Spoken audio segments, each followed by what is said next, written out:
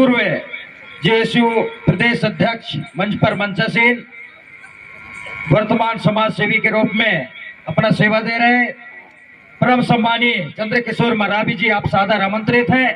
शिक्षा के विषय में आपने अपना विचार रखने हेतु सूचित किए हैं, आप सादर आमंत्रित हैं मरावी जी।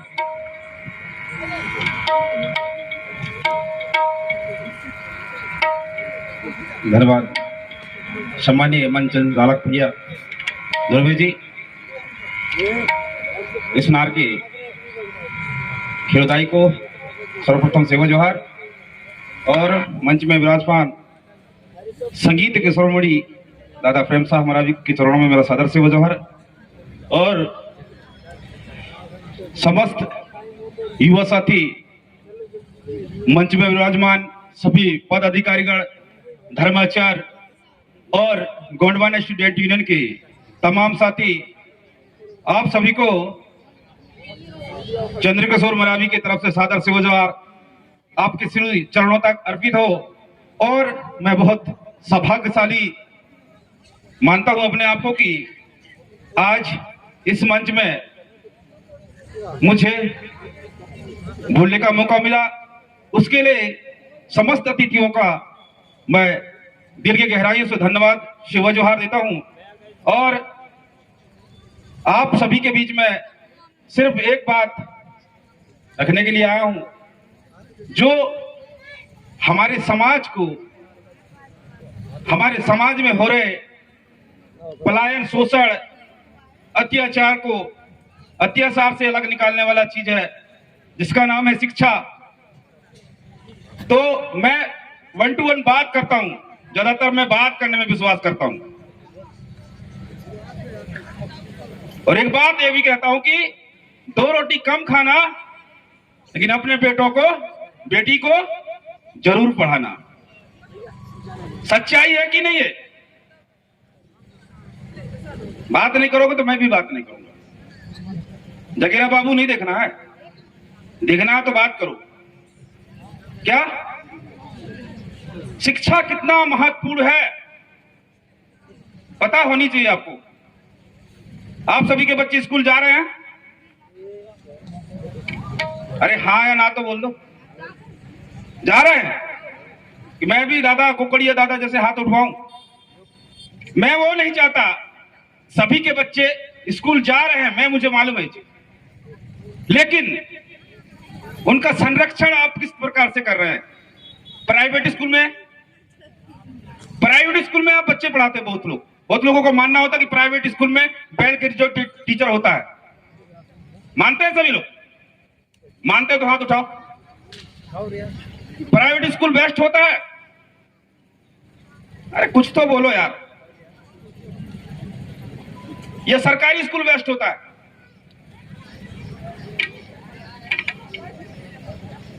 मतलब कोई स्कूल ही बेस्ट नहीं होता है, कोई स्कूल अच्छा नहीं होता। मेरे हिसाब से आप सरकारी स्कूल में जब अपने बच्चे को पढ़ाते हैं तो सबसे पहले हमारी गरीबी वहीं से चालू हो जाती है।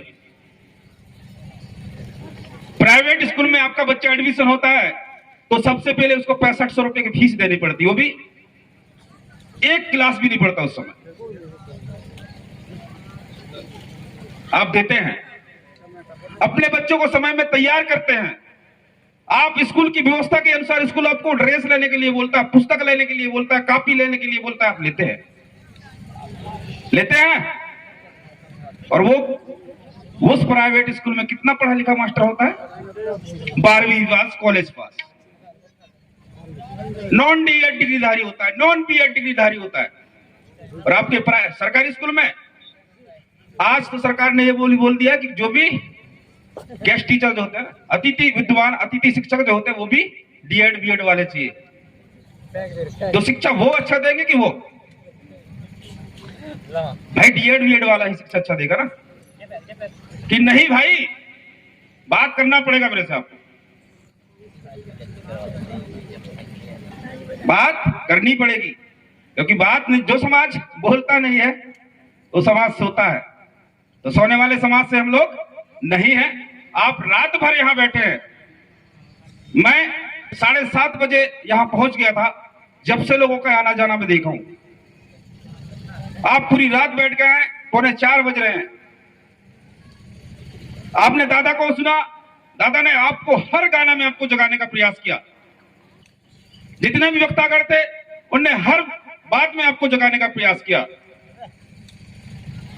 जितने भी हमारे समाज सेवी यहाँ के इस आयोजक मंडल के साथी है, उन्होंने आपको जगाने के लिए हर भरकस प्रयास किया, पूरा रात आपका सहयोग किया, आपने भी पूरा रात सहयोग दिया। लेकिन क्या लेके जाना है यहां से, ये कभी सोचा? क्या लेके जाना है यहां से? कभी नहीं। कुछ लोग मनोरंजन नहीं है। दादा जो बोलते हैं वो मनोरंजन नहीं है, इसको मनोरंजन तक मत सीमित रखिएगा प्लीज। अगर आप मनोरंजन तक उस चीज को सीमित रखते हैं तो निश्चित तौर पर वो मनोरंजन भी है। अगर आप उसको दिल की गहराई में सोचते हैं, समझते हैं, तो सच में दादा ने आपको हर एक चीज में जगाने का प्रयास किया है। और इसी उनके ही मार्गदर्शन में मैं थोड़ा सा प्रयास कर रहा हूं। मैं आपको फर्क दिखाना चाहता हूं। सरकारी स्कूल में आपका बच्चा बिना पैसा के पढ़ेगा, फीस नहीं लगेगा, बुक मिलेंगे, खाना मिलेगा, सारा चीज मिल रहा है। लेकिन उस बच्चे को घर से फैसिलिटी नहीं मिल रही है, घर से तैयारी नहीं मिल रही है। बच्चा स्कूल से घर आता है, उसको पूछा नहीं जाता कि आपके टीचर ने आज क्या दिया, होमवर्क क्या पढ़वाया, क्या किया, क्या कौन टीचर कितना समय आया, नहीं पूछता। और अपने प्राइवेट स्कूल में अपने बच्चे को आप घर से बढ़िया तैयार करते हैं, ऑटो में बिठाते हैं, ऑटो का खर्च, इसके बाद स्कूल तक छोड़ने जाते हैं, बेकायदा टिफिन बना के देते हैं। जब घर आता है तो बच्चे को पूछते हो क्या, टीचर ही बोल देते हैं कि ये होमवर्क है, इसको अपने मम्मी पापा से आप करा के लाइए, बोलता है टीचर। और मम्मी बैठ जाती है बेटे को पढ़ाने के लिए और वहां पढ़वाती है। आपका बेटा रट जाता है, रट के कॉलेज पढ़ जाता है। तो कॉलेज पढ़ने के बाद क्या शिक्षा नौकरी करने के लिए है क्या? शिक्षा नौकरी के लिए है। शिक्षा पाकर कोई डॉक्टर बन जाएगा, कोई मास्टर बन जाएगा, कोई हमारे जवान पुलिस भाई बन जाएंगे, कोई आर्मी में जाएगा। किसान कोई क्यों नहीं बनना चाहता? क्या पढ़ के किसान नहीं बना जा सकता? अरे बोलो ना भाई, बोलोगे तो मेरी अंदर की और कुछ निकलने की कोशिश करूंगा मैं, कि निकाल दूंगा आपके साथ। कि मैं बात करता हूं, मैं यहां से भाषण देने के नहीं, सिर्फ बात करने के लिए आदान प्रदान होना चाहिए। बात है शिक्षा नौकरी पाना मकसद है जिसका, तो वो शिक्षित नहीं है। शिक्षा नौकरी पाना जिसका मकसद है तो वो शिक्षा नहीं है, लिख के रख लीजिए, क्योंकि वो मानसिक शिक्षा का गुलाम है, उसको सामाजिक शिक्षा का कोई नॉलेज नहीं है। और सामाजिक शिक्षा जिसके पास है वो सारे जगह, हर जगह, हर फील्ड में खड़ा उतर सकता है। हर फील्ड में, कोई भी फील्ड में उस बंदे को खड़ा कर दो, कोई भी सेक्टर में खड़ा कर दो।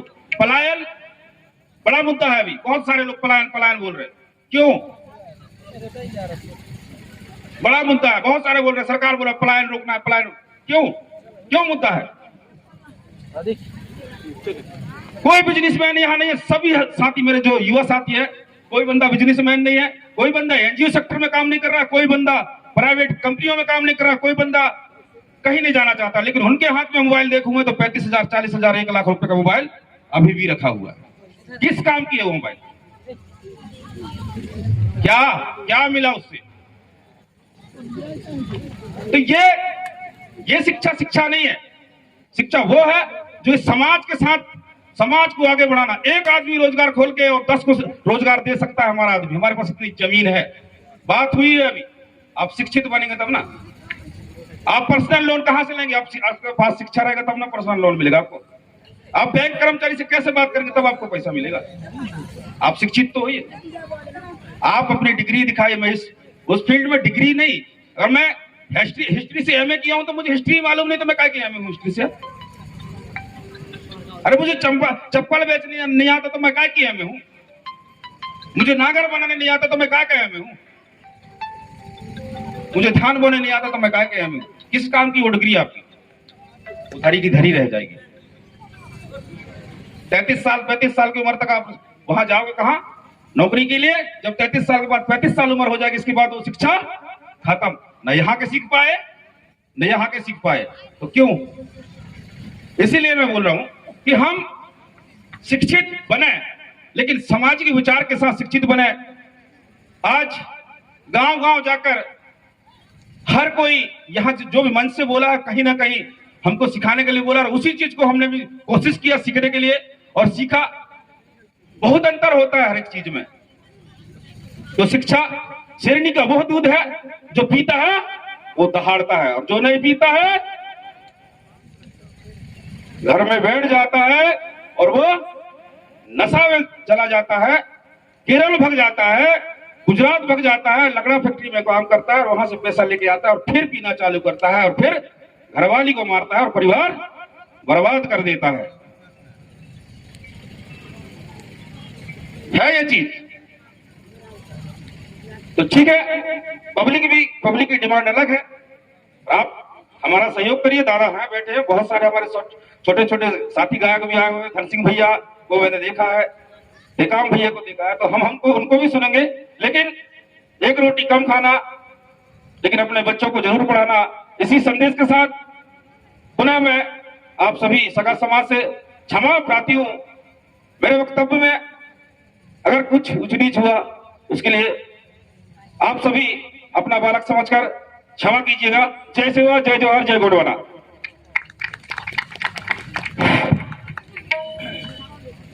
बहुत बहुत धन्यवाद मरावी जी, आपने आज के